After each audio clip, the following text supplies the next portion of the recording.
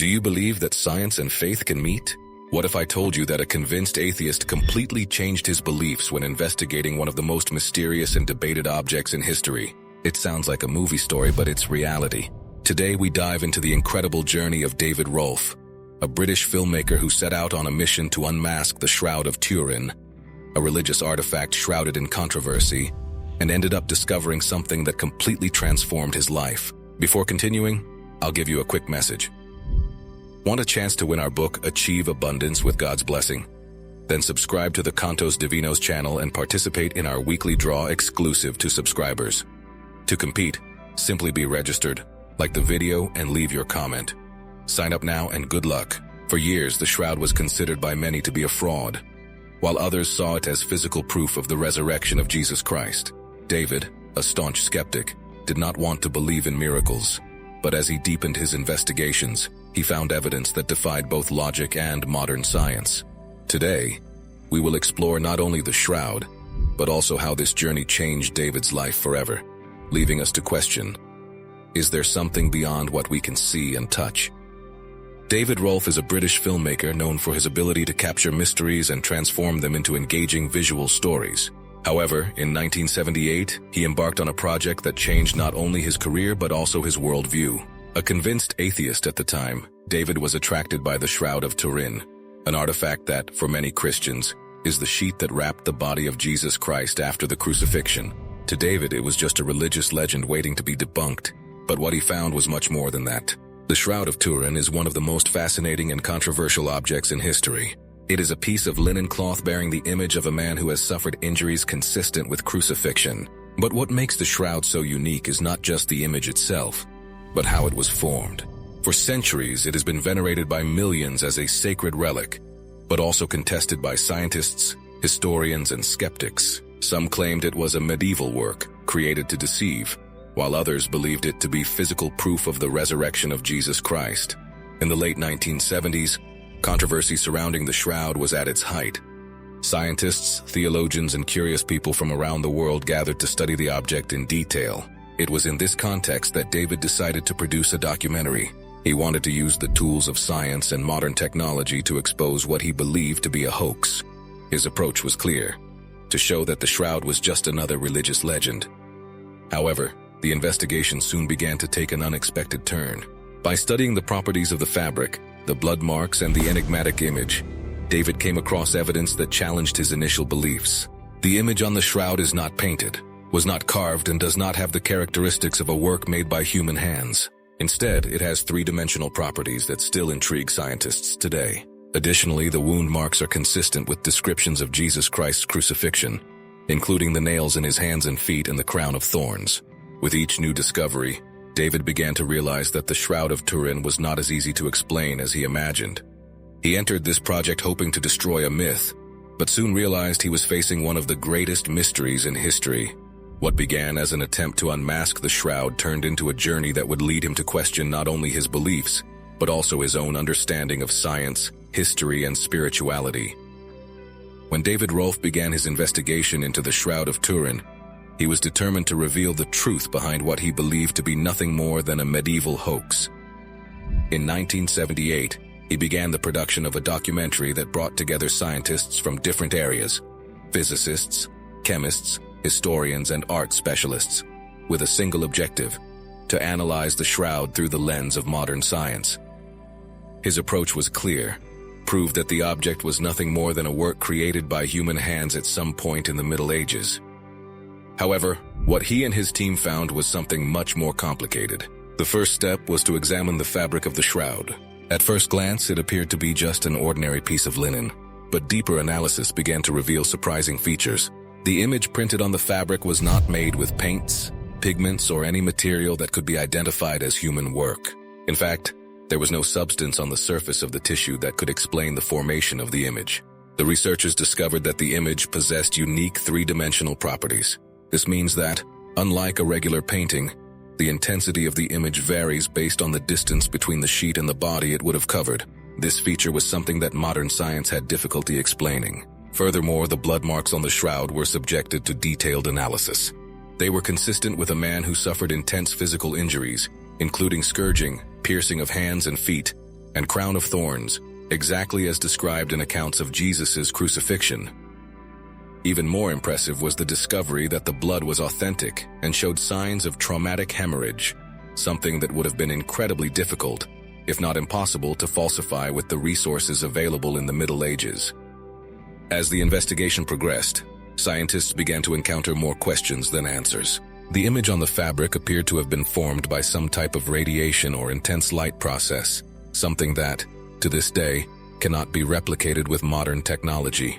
Models and simulations have attempted to reproduce the Shroud's characteristics, but all have failed. Rolf's team discovered that even with advanced techniques such as lasers, it was not possible to create anything remotely similar. But perhaps the most intriguing detail was the lack of explanation for how the image was recorded on the fabric without penetrating the fibers. The image is superficial, affecting only the outer layer of the linen, and does not penetrate the deeper fibers. This means that it has not been painted, nor that any liquid substance was used to form it. It was as if the image had been burned uniformly on the surface, something scientists still don't know how it happened. For David Rolf, who began this investigation with skepticism, each new discovery was a blow to his atheistic convictions. The science that he had hoped would unmask the Shroud was actually presenting evidence that seemed to point to something much greater, something that defied not only scientific explanations but also the limitations of human understanding. Rolf was now faced with a dilemma: continue to deny the evidence or accept that he might be facing a miracle.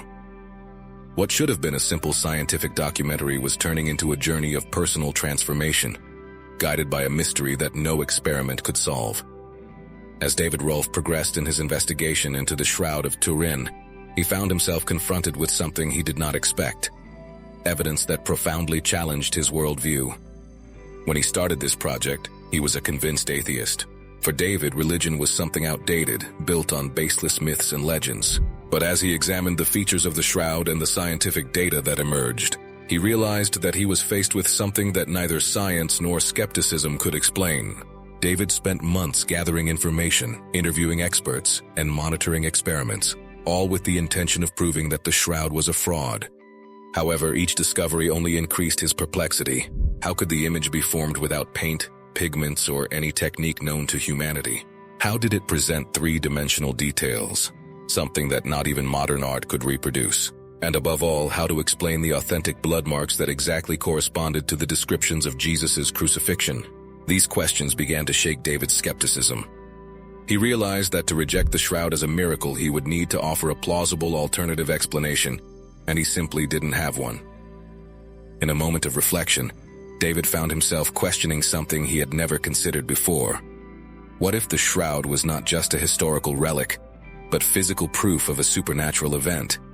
What if he was, in fact, the material testimony of the resurrection of Jesus Christ? It was at this point that David's journey stopped being just about the Shroud and became a spiritual quest. He began to reevaluate his beliefs and, for the first time, allowed himself to consider the possibility that God could be real. This was not an easy process. For someone who built his identity around skepticism, admitting he was wrong was almost inconceivable. But the evidence continued to press on him, challenging him to face what was right in front of his eyes. In interviews, David spoke openly about this transformation. He described how he resisted the idea of accepting the Shroud as a miracle, struggling to find a logical explanation.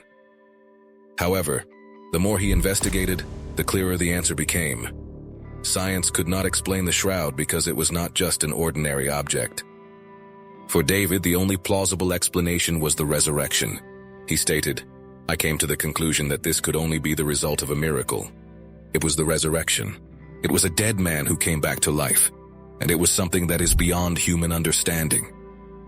This statement marked a turning point in David's life. He stopped being an atheist and became a Christian.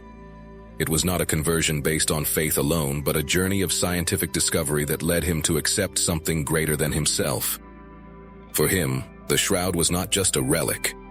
It was an invitation to believe in the impossible. David's journey was not just about the Shroud, but also about his own transformation.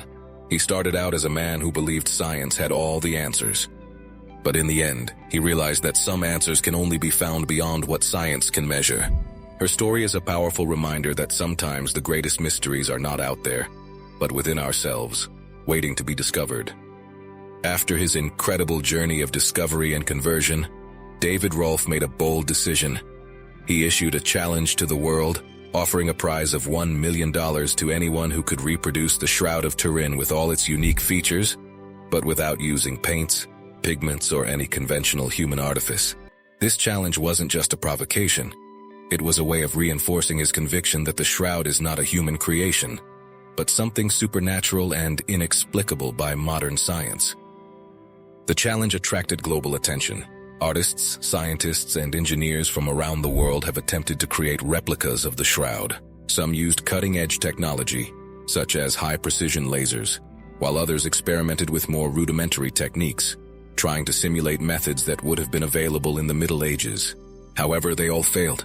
None have managed to replicate the Shroud's exact combination of characteristics, which include the three-dimensionality of the image, the absence of any substance between the fabric and the formed image, and the complexity of the blood markings. What makes this challenge so intriguing is that it highlights what makes the Shroud of Turin so unique.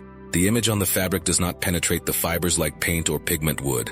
Instead, it is superficial, affecting only the outermost layer of the linen. Furthermore, three-dimensionality means that the intensity of the image varies according to the distance between the fabric and the body it would have covered.